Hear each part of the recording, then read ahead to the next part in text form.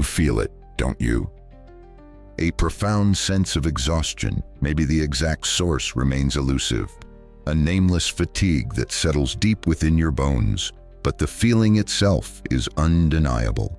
You navigate your days carrying an invisible weight, a constant low-grade burden, as if the very fabric of social harmony rests squarely upon your shoulders, as if it were your inherent unspoken obligation to keep everything perpetually in balance, to please everyone you encounter, to meticulously avoid conflicts, even at the cost of your own truth.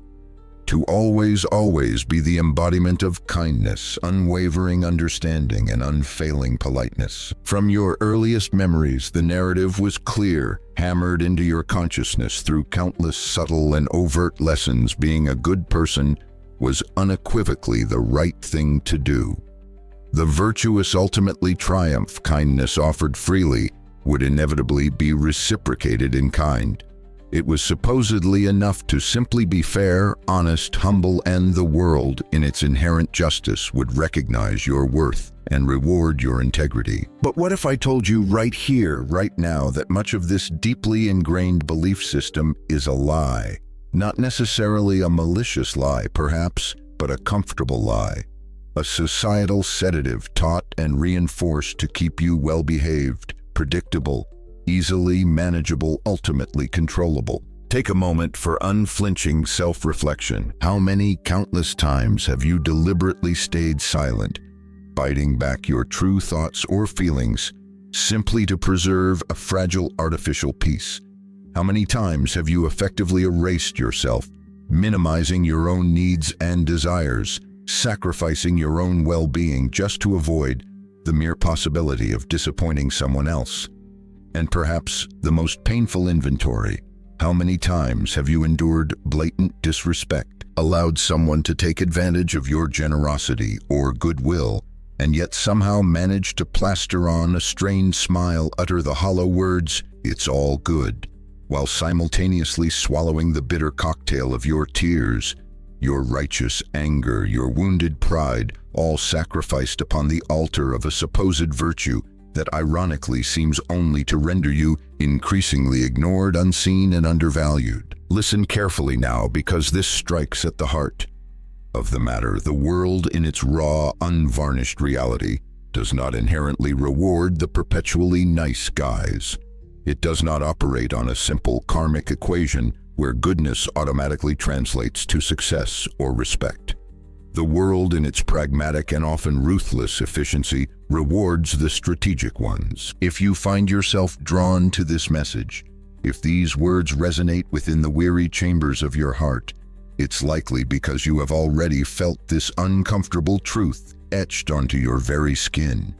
You've experienced the deep frustration of tirelessly striving to be the ever-understanding friend, the endlessly helpful colleague, the eternally accommodating family member, only to find yourself depleted and unappreciated. And now perhaps a chilling realization is beginning to dawn. The more desperately you contort yourself in a bid for universal acceptance, the less genuine respect you seem to command.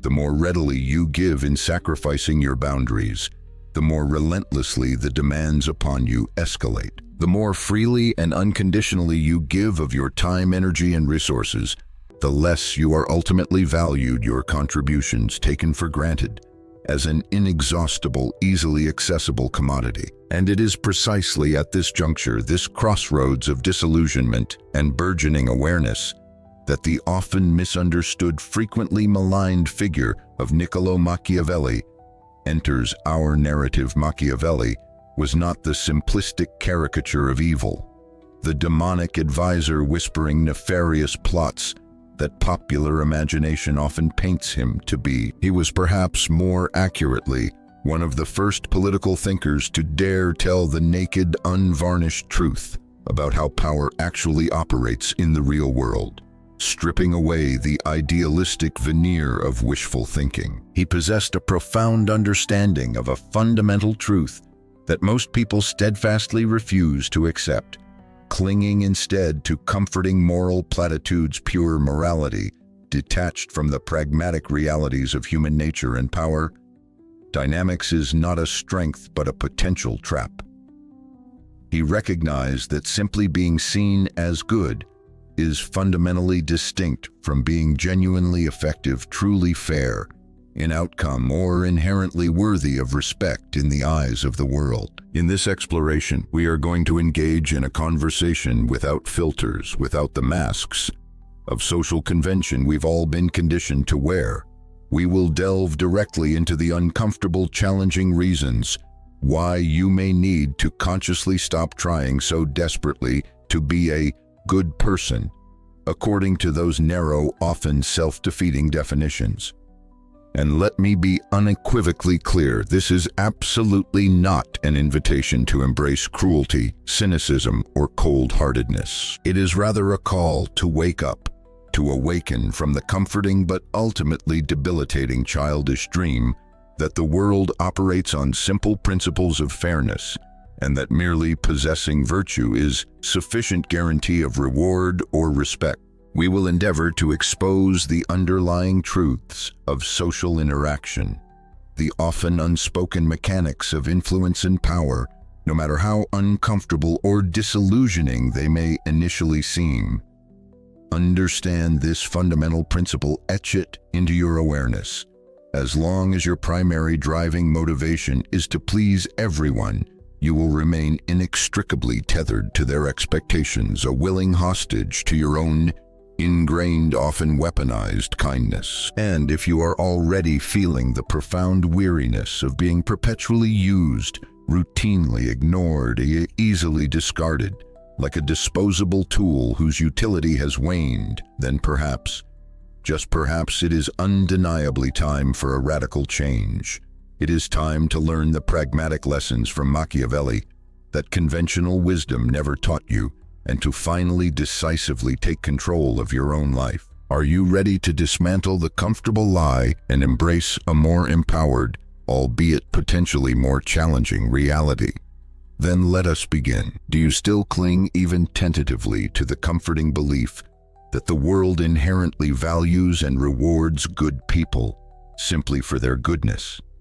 Take a hard, unflinching look around you, in your workplace, within your social circles, even within your own family dynamics. Who are the individuals who genuinely command the most admiration, not just superficial affection, who consistently hold positions of leadership and tangible influence, who effortlessly earns respect, wields influence, and confidently carves out their own space in the world? Are they invariably the most outwardly generous souls, the most endlessly compassionate spirits, the unwavering paragons of perfect justice in every interaction?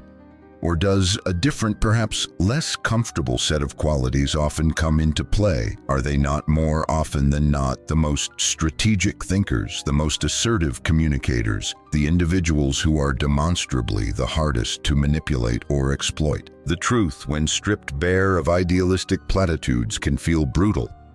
The world in its raw operational state is not governed by a benevolent inclination towards indiscriminate kindness, but rather by the cold, often calculating logic of utility. What can you do? What value do you bring?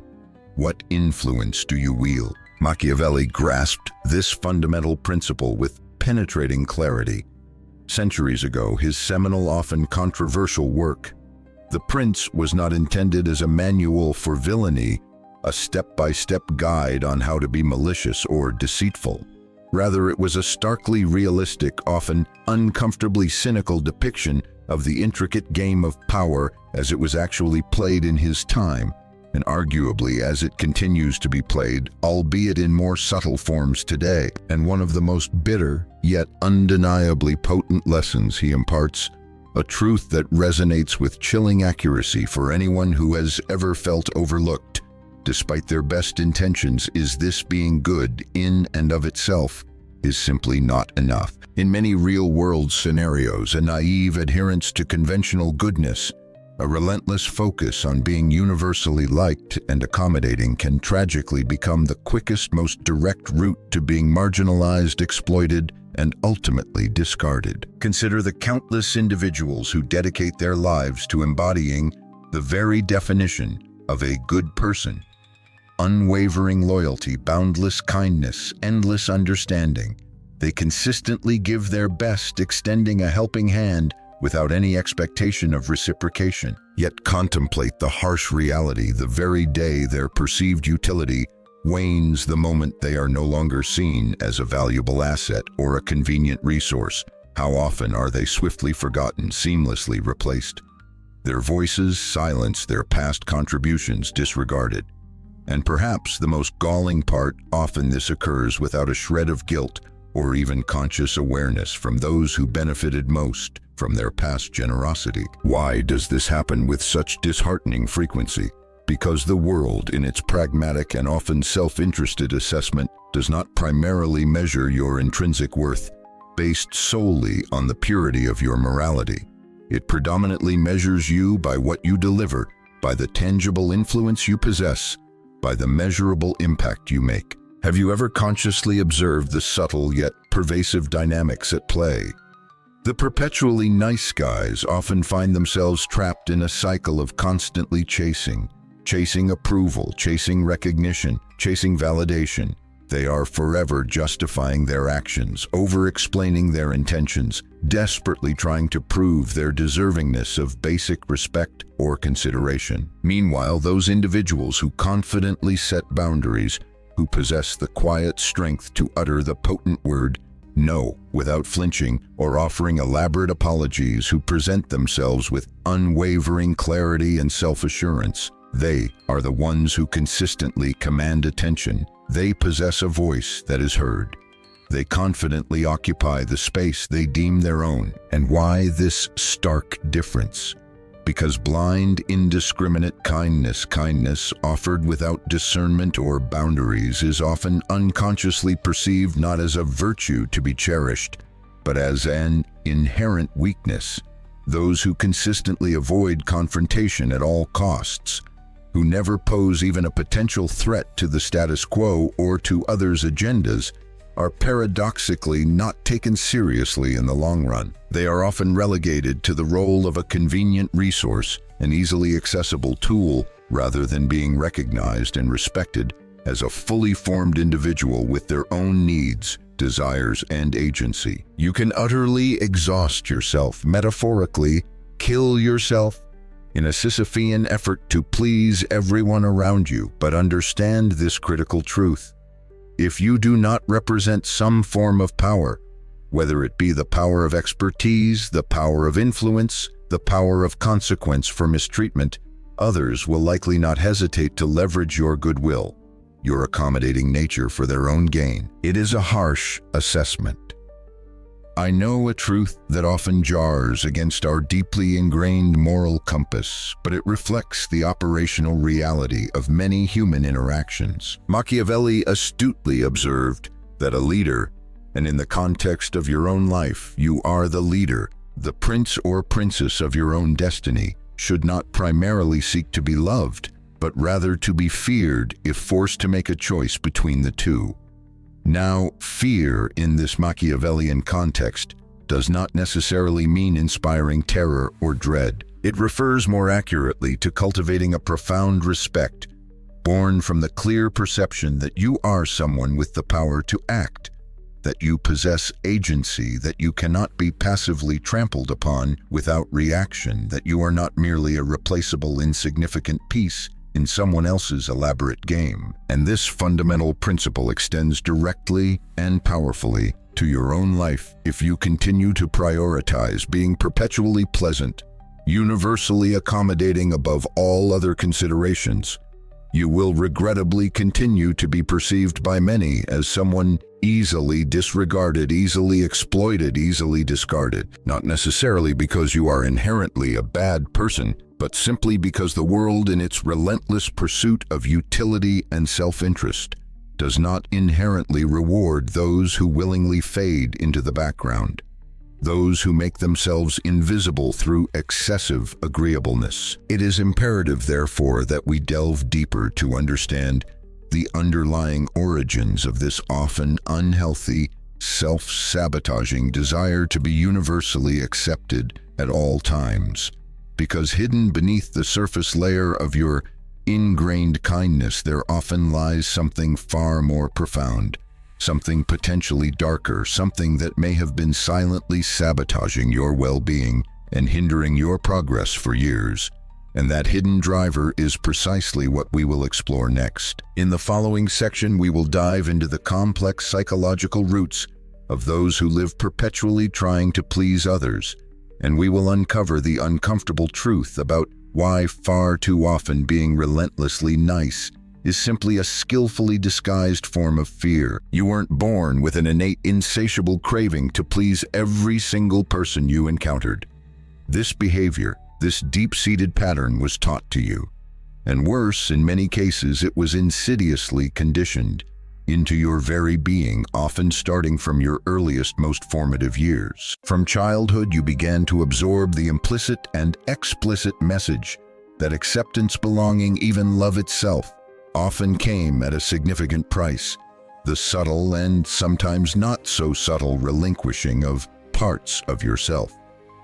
Think back, the forced smiles plastered onto your face despite inner turmoil or disagreement, the authentic desires quietly swallowed, deemed inconvenient, inappropriate, or simply unimportant by others. The genuine opinions silenced, the truths left unspoken, all sacrificed in the relentless pursuit of approval, the desperate need for external validation, confirming you were good, acceptable, worthy. Recall the seemingly innocuous phrases, the everyday tools of social conditioning.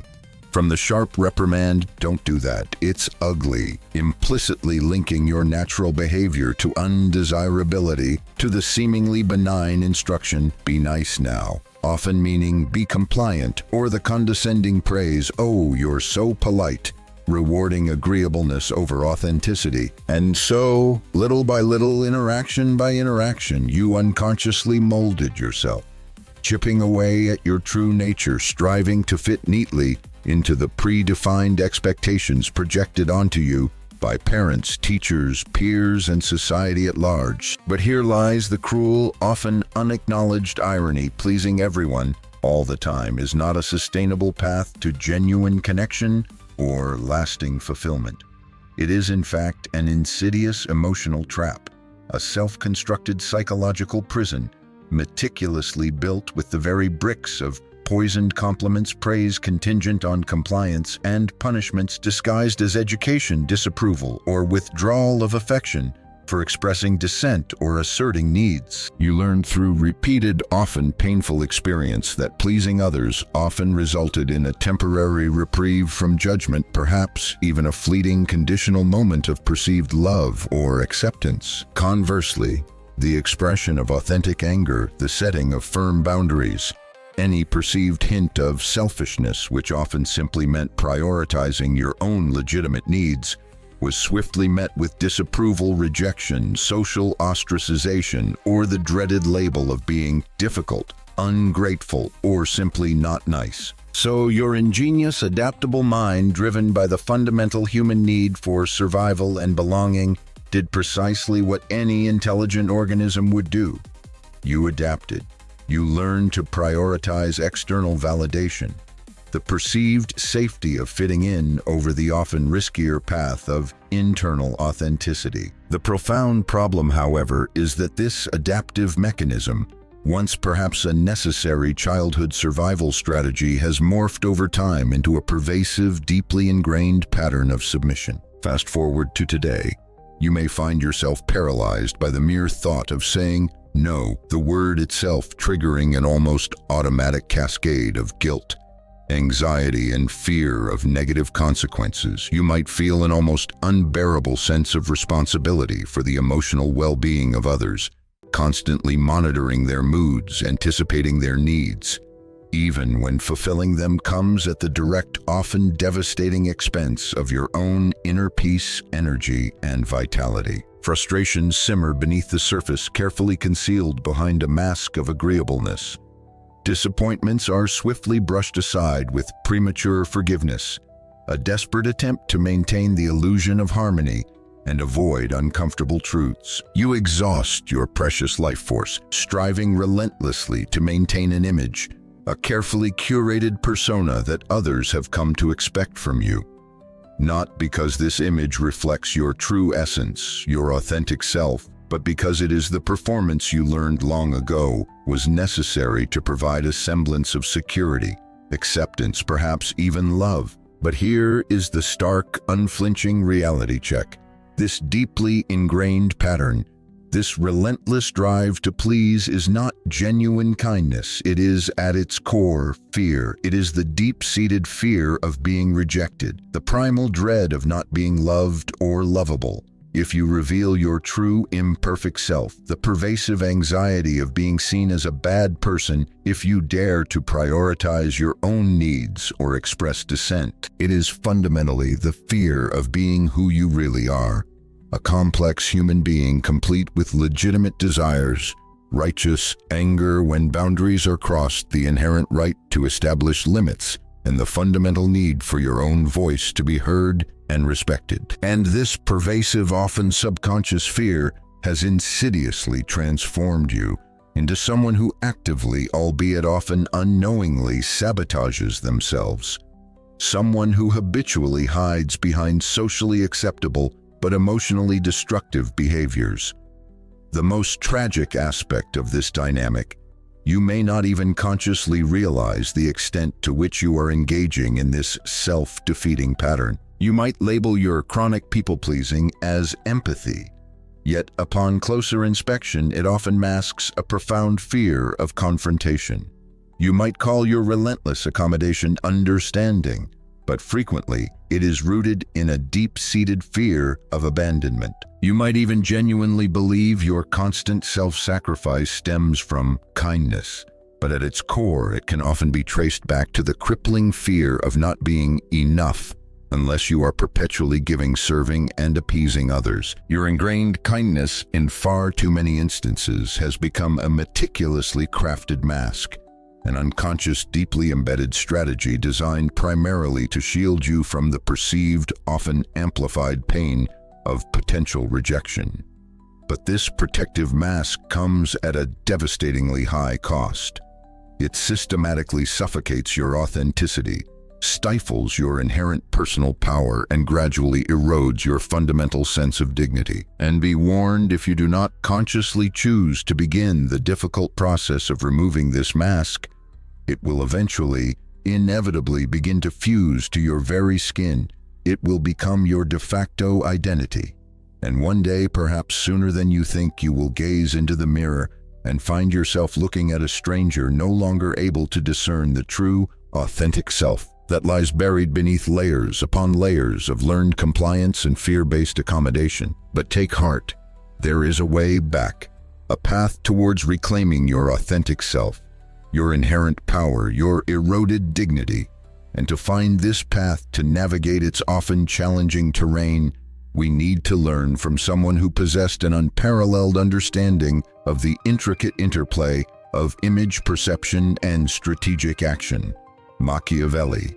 In the next crucial section, we will get straight to the pragmatic heart of the matter. We will explore what Machiavelli's timeless insights, particularly from The Prince, can teach us about how to stop being a perpetual hostage to our own ingrained need to appear good, and how to finally start being respected for who we genuinely are. If you are currently navigating your life under the deeply ingrained assumption that striving to live as a conventionally good person, consistently prioritizing others' needs, avoiding conflict, maintaining a pleasant facade, will inevitably lead to others recognizing and respecting your inherent morality, your steadfast ethics, and your unimpeachable integrity, then stop now.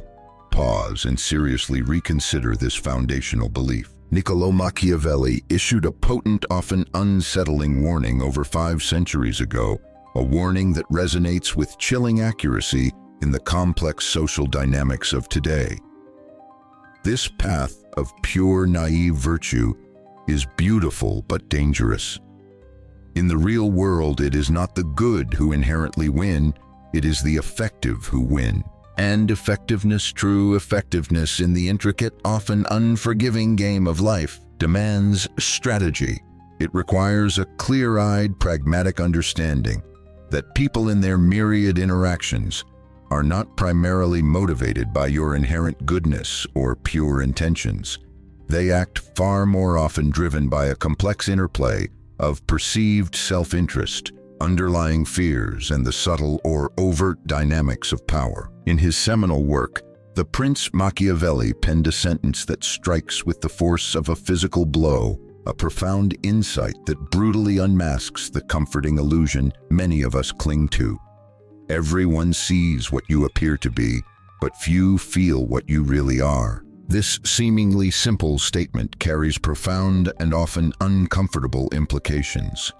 It shatters the naive, idealistic belief that simply being true, pure, and authentic in your intentions is inherently sufficient to earn genuine respect, wield influence, or even garner basic consideration from others. The reality, as Machiavelli ruthlessly observed, is often far more pragmatic, even starkly brutal. People do not possess the psychic ability to discern the purity of your hidden intentions.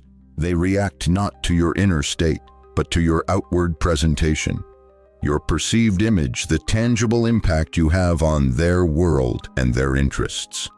You may possess the most just and equitable heart imaginable, but if you consistently seem weak, indecisive, or easily swayed, you will regrettably be treated as weak. You may harbor the most genuinely generous spirit, overflowing with compassion, but if you fail to project an aura of self-respect, if you do not inspire respect through your actions and boundaries, your generosity will likely be overlooked, taken for granted, or even actively ignored. And this fundamental truth is precisely why the prince, and here the prince serves as a metaphor for you, for anyone who desires to take conscious, strategic control of their own life and navigate the complexities of human interaction effectively, simply cannot afford to be naive.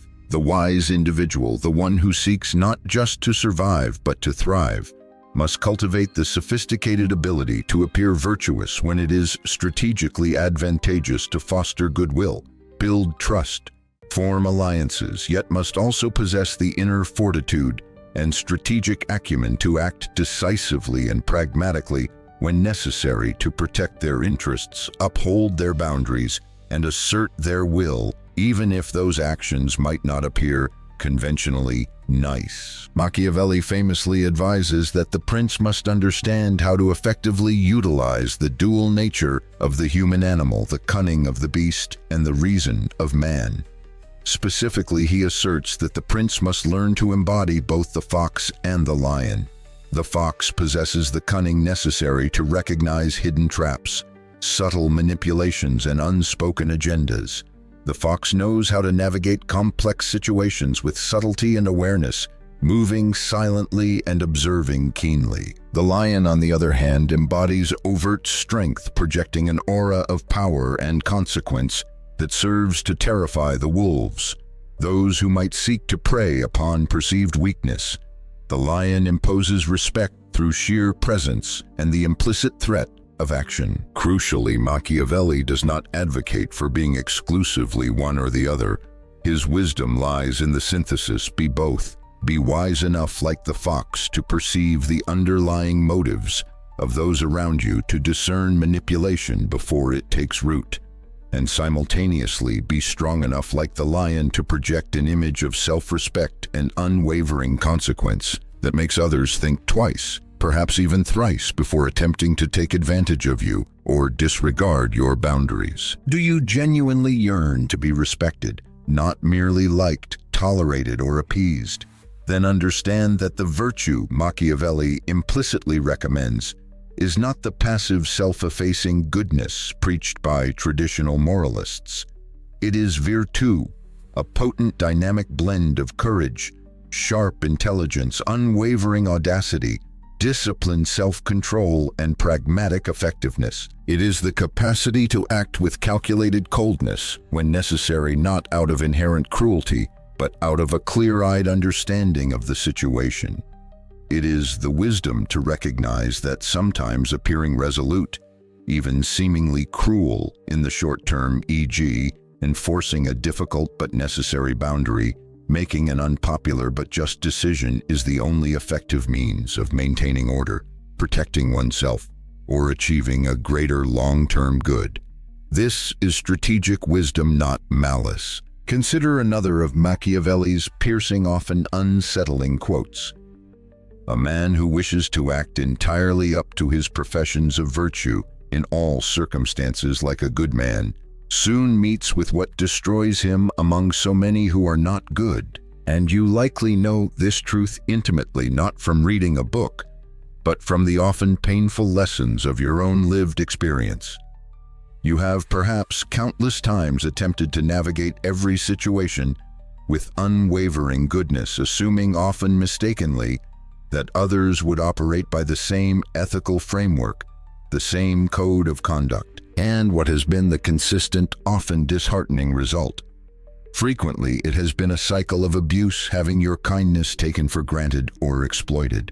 It has been met with silence when you needed support or reciprocity. It has resulted in enduring injustice, watching others who operate without scruples seemingly advance while your own integrity holds you back. The uncomfortable reality is that people do not always play fair, and if you continue to engage with the world as if they do, unilaterally adhering to a code of naive goodness, without a strategic awareness of others' potential motivations, you will regrettably find yourself perpetually at a disadvantage, always losing the game before it truly begins. Let me reiterate, this is not a mandate to abandon your core values or descend into cynicism and moral relativism. It is, however, a powerful call to stop using your values as self-imposed shackles, as instruments of your own unwitting subjugation. It is a plea to begin consciously acting with power, with strategic awareness, to start critically thinking about how your inherent goodness is being perceived, and more importantly, potentially used or misused by those around you. Machiavelli was not fundamentally cynical, reveling in the darkness of human nature. He was above all a realist. He possessed the rare courage to observe humanity unflinchingly, without the softening, often distorting lens of romanticism or idealistic veils. And he penned The Prince, not as an endorsement of ruthless ambition, but as a brutally pragmatic manual for surviving and thriving in a world where appearance often equates to power, and where perceived weakness, however skillfully disguised as virtue, can often be a silent death sentence for one's aspirations, well-being, and fundamental self-respect. But perhaps now, grappling with these challenging ideas, a crucial question lingers in your mind. Is there truly no middle ground? Must one swing violently from the pendulum's extreme of naive people-pleasing to the equally undesirable extreme of becoming a cold, calculating, or even inherently evil person? How can I stop being naive without betraying my core essence, without losing my capacity for genuine kindness and compassion? In the next crucial section, we will decisively break down the false dichotomy that suggests you only have two choices: to be perpetually nice or ruthlessly cruel. There is a middle path, a path of assertive authenticity and strategic wisdom, and it begins with summoning the inner strength to stop deceiving yourself. There exists a fatal confusion, a deeply ingrained misconception that tragically undermines the lives and well-being of countless well-meaning individuals. The misguided idea that to be truly good, one must also be inherently submissive. The pervasive belief that embodying the qualities of a good person necessitates passively accepting everything in silence automatically, forgiving every transgression without question or consequence, and perpetually living by swallowing down whatever bothers you all in a futile attempt to maintain a fragile, often artificial sense of peace. Let me state this with absolute clarity. This is not kindness. This is naivety, pure and simple, often bordering on self-delusion. In many cases, it is cowardice skillfully disguised in the virtuous-looking cloak of peacefulness. And if you fail to grasp this critical distinction, if you continue to equate genuine goodness with passive doormat behavior, you will unfortunately continue to function as the emotional doormat of the world. a convenient receptacle for the frustrations, demands, and projections of others. True kindness, the kind that possesses genuine strength and nourishes both the giver and the receiver, does not require the nullification of your own needs, feelings, or boundaries. It arises not from compulsion or fear, but from conscious awareness, crystal clarity about your own value and limits, and the empowered choice of when, how, and to whom you extend your generosity and compassion. Being a genuinely good person does not mean being a perpetually cheerful fool who is always available at a moment's notice, always smiling regardless of their inner state, always sacrificing their own well-being for those who likely wouldn't lift a finger in return for you. This pattern is not virtue, it is self-abandonment. It is a form of emotional dependency, subtly disguised in the socially acceptable, even lauded garb of conventional morality. Naivety operates under the fundamentally flawed assumption that other people will automatically treat you with the same level of consideration, empathy, and inherent goodness that you possess in your own heart. Naivety clings desperately to the idealistic belief that the world is inherently fair and that if you simply act with integrity, others will inevitably recognize and reciprocate that integrity. Naivety implicitly expects gratitude, anticipates reciprocity, demands consideration as its rightful due, and consequently naivety lives in a perpetual state of frustration and disappointment, precisely because it is constantly projecting onto others a level of nobility, fairness, and altruism that frankly often does not exist in the complex tapestry of human nature. True kindness, in stark contrast, possesses a different quality. It is often firm. It possesses the wisdom and courage to say no when necessary, clearly and without excessive apology. It knows when to strategically walk away from situations or relationships that are draining, toxic, or exploitative.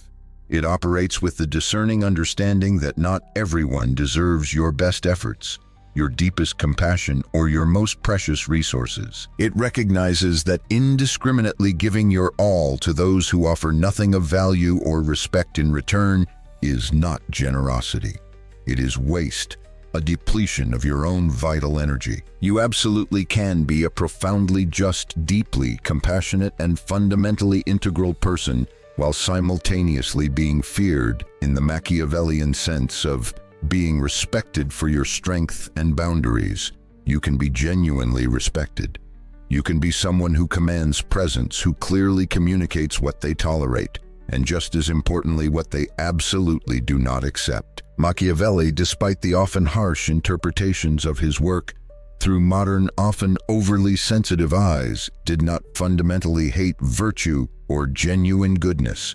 What he vehemently despised was naivety, the blind, uncritical faith in the inherent goodness of all humanity, and the dangerous failure to recognize the darker, more self-interested currents of human motivation that undeniably exist. He knew with pragmatic certainty that in a world populated by both well-intentioned individuals and opportunistic predators, kindness offered, without the accompanying strength and wisdom to protect oneself, is simply fresh meat left vulnerable in the middle of the jungle. The crucial self-reflective question you must now confront with unflinching honesty is this: is your ingrained pattern of kindness actively protecting you and fostering your well-being? Or is it inadvertently exposing you to harm, exploitation, and disrespect? Is it strengthening your sense of self and your ability to navigate the world effectively? Or is it slowly but surely destroying your boundaries, eroding your self-respect, and diminishing your spirit? Because if your current conception of being good involves habitually living by silently swallowing injustices, passively accepting emotional crumbs when you deserve a full meal, and consistently blaming yourself for feeling the perfectly natural and healthy emotion of anger when your boundaries are violated, then you are not truly being good. Certainly not to yourself. You are, in fact, being subtly, yet effectively dominated. But there is an antidote to this pervasive pattern of self-defeating niceness. There exists a vital balance point, a space of assertive authenticity where you do not have to relinquish your core essence or abandon your capacity for compassion, but you also steadfastly refuse to kneel before anyone or allow yourself to be consistently exploited. It is a place where you can learn to act with courage, clarity, and sophisticated emotional intelligence, wielding your kindness not as a reflexive compulsion, but as a conscious, strategic choice. In the next crucial section, we will explore this transformative path in detail. We will talk about the practical steps involved in learning how to stop being perpetually nice in the detrimental sense without swinging to the opposite extreme of becoming a cynical scoundrel, and how to finally decisively take control of your life without betraying your truest self. If regaining your self-respect and authentic power is your goal, this is precisely where the real transformation begins. Many individuals, upon finally awakening to the often painful realization of their own ingrained submissiveness, the extent to which they have habitually sacrificed their own needs for the sake of others' approval, fall prey to a dangerous and common mistake. They mistakenly believe that the only viable path forward, the only way to cease being perpetually nice and exploited, is to swing violently to the opposite extreme, to consciously cultivate a persona that is cold, insensitive, calculating, almost deliberately cruel. This is the well-documented rebound effect. After years, perhaps even decades, of feeling taken for granted and exploited, the knee-jerk reaction is to believe that the only effective defense is to become the absolute antithesis of their former selves, someone tough, indifferent, strategically manipulative. But recognize this reaction for what it often is: yet another trap, a different form of self-deception. Because when you fundamentally abandon your core essence, when you suppress your natural capacity for empathy and compassion in a misguided attempt to protect yourself from further hurt, you are not truly strengthening yourself in an authentic way. You are merely erecting a defensive wall built upon denial, resentment, and a different kind of fear. And that ultimately is not genuine freedom. It is simply trauma disguised as power. True liberation, genuine empowerment, occurs not through suppression or reaction, but through integration. It happens when you learn to embrace and express the full spectrum of your being, becoming whole. It arises when you consciously stop acting primarily for the approval or validation of others and begin acting authentically from and for yourself. It's fundamentally not about choosing between being good or bad. It's about striving to be real. It's about looking yourself squarely in the mirror and possessing the self-awareness and inner fortitude to know that you can be profoundly kind, but you will never again be passively compliant, that you can be deeply compassionate, but you will never again be endlessly permissive to disrespect or exploitation, that you can willingly extend a helping hand, but you will no longer beg implicitly or explicitly, simply to be seen or valued. So how do you navigate this delicate yet crucial transformation? How do you consciously stop being nice in the detrimental, self-effacing sense without betraying the core of who you truly are? First, internalize with unwavering conviction that your voice matters. You have likely been deeply conditioned over many years to believe that complaining, setting boundaries, expressing disagreement, or even simply stating your needs directly is somehow inherently selfish, aggressive, or disruptive. That is a lie, a cornerstone of the conditioning that keeps people submissive. True selfishness lies in expecting you to live silently, to swallow your truth while others freely speak over you, disregard your needs, and encroach upon your boundaries without consequence. Speaking up, taking a principled stand, clearly articulating, "I do not accept this." These are not acts of aggression. They are fundamental expressions of dignity. They are acts of self-respect. Second, actively practice saying no. The ability to politely but firmly decline requests that overextend you, violate your boundaries, or simply do not align with your own priorities is one of the most profoundly liberating acts you can engage in. And crucially, this no does not require lengthy, elaborate justifications or profuse apologies. It doesn't need to be shouted or delivered with aggression. A calm, firm, and non-negotiable no often carries far more power and commands significantly more respect than 1,000 hesitant, guilt-ridden justifications. Why? Because it communicates the essential truth. You have limits, and those individuals who clearly demonstrate they possess and respect their own limits are invariably respected by others. Those who appear to have no limits are almost inevitably exploited. Third, observe closely who is genuinely bothered by your emerging assertiveness. These individuals often serve as a revealing thermometer of your progress and the underlying dynamics of your relationships. If, as you begin to tentatively assert yourself, set boundaries, and speak your truth more openly, someone reacts negatively, perhaps suggesting you've become different, strange, difficult, or outright selfish. It is highly probable that your previous pattern of submission was inherently useful to them. Your positive change disrupts the invisible, unspoken pact that allowed them to comfortably take advantage of your accommodating nature. Their discomfort, while potentially unsettling for you, initially is often a powerful sign of progress. Do not be fooled or guilt-tripped back into compliance. Fourth, consciously relinquish the futile desire to be universally understood and liked. Not everyone will comprehend your transformation, your newfound boundaries, your commitment to authenticity, and that's perfectly okay. You do not owe unwavering loyalty to the often inaccurate or incomplete image they may have constructed of you based on your past behaviors. Your primary loyalty from this point forward must lie with your own truth, your own inner peace, your own emotional and psychological health. Attempting to gain the approval of everyone is an exhausting, impossible task, a recipe for perpetual compromise and ultimate dissatisfaction. Fifth, actively replace the ingrained desire to be accepted with a deep, unwavering commitment to authenticity.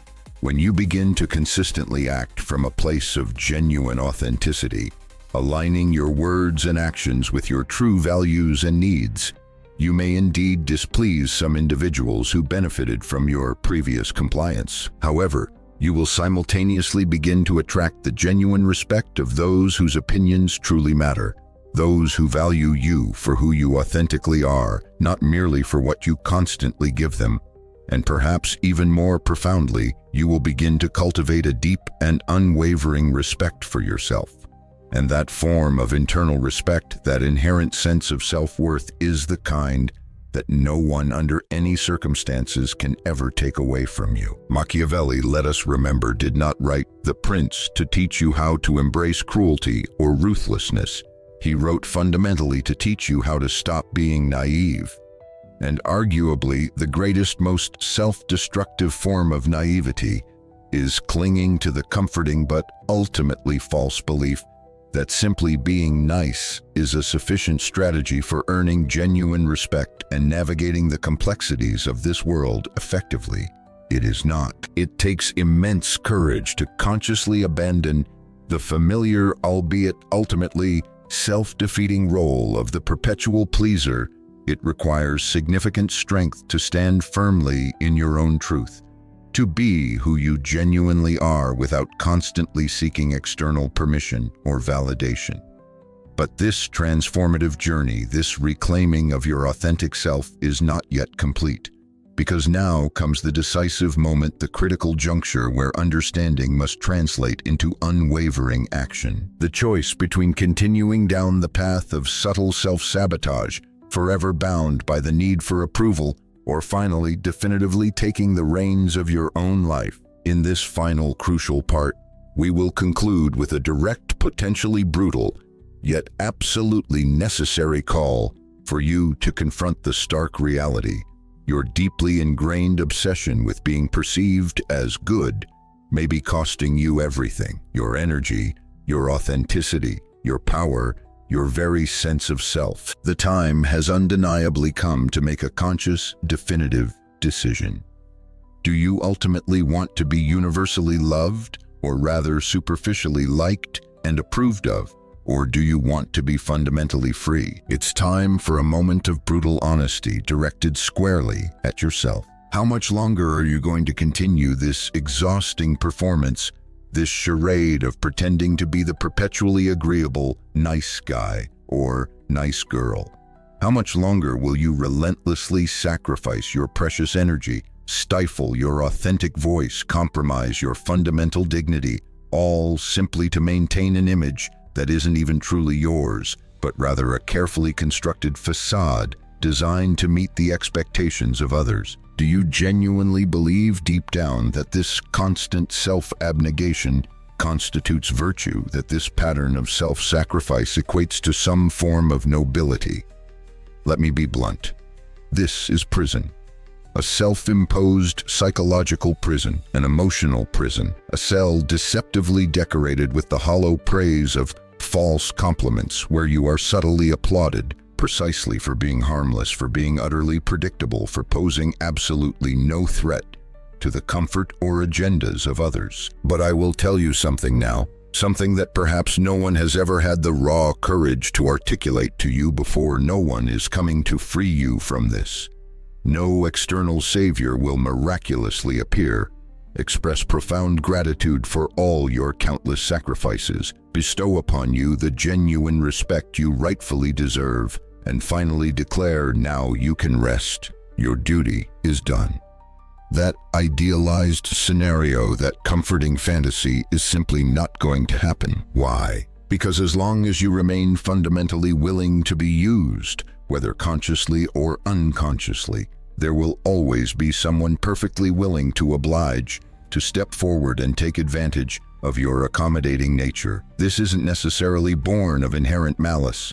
It is often simply the pragmatic, opportunistic reality of human interaction, and reality, unfortunately, does not bend to accommodate good intentions alone. You absolutely can choose to continue down the familiar path, striving to embody that idealized image of a good person that society often subtly yet relentlessly pushes upon you, consistently calm, endlessly patient, unfailingly understanding, always available, always saying yes, even when your inner self screams no.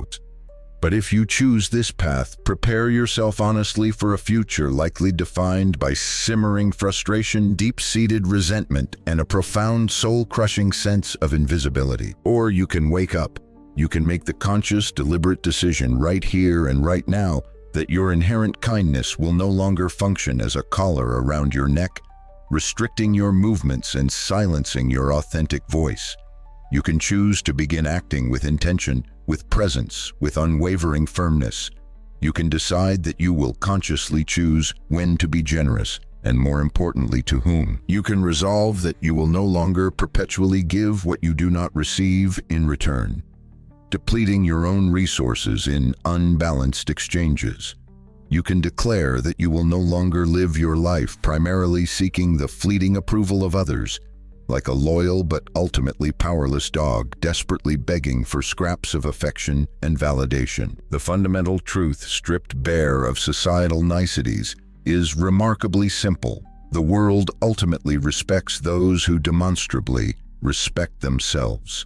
And you will only achieve genuine freedom, authentic liberation, when you finally stop asking for permission to exist fully, unapologetically, authentically. So I ask you now, directly and personally, when was the last time you uttered the word no without the immediate crippling weight of guilt flooding your system? When was the last time you consciously and unapologetically put yourself first, prioritizing your own legitimate needs or well-being? When was the last time you did something purely for yourself, solely for your own joy or fulfillment, without the immediate intrusive thought of how others might react or judge your choice? Tell me in the comments below. I genuinely want to know. Share the moment, the specific incident, or the gradual realization when it dawned on you that your relentless pursuit of being nice was not serving you, but actively destroying you, eroding your very sense of self. This conversation absolutely needs to continue because there are countless other individuals silently living within the very same self-imposed prison, and your courage in sharing your awakening could very well be the spark that ignites a similar realization in someone else. And if this video, these challenging ideas have resonated deeply within you, if they have caused you to fundamentally rethink your ingrained ways of living, acting, and perceiving yourself, then you need to watch the next one. Trust me on this. It's critically important. It builds upon this foundation and continues this vital journey of reclaiming your power. The journey towards authentic strength and strategic wisdom is just beginning.